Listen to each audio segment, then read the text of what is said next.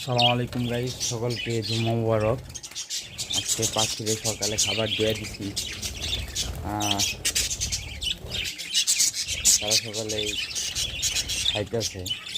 আর এই জায়গায় কুকাটেল পাখিটা একদম আমার চিনা ফেলাইছে, ভয় পায় না এখন আর। ওরা খাইতেছে, ডিম দিয়া দিছে। আর ডিম মনে হয় মানে ফুটাবে আর 7-8 দিন পরেই।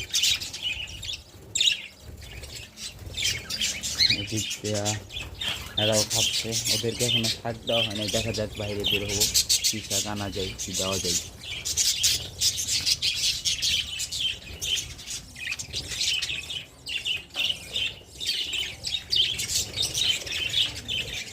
সকলেই ভালো থাকবে।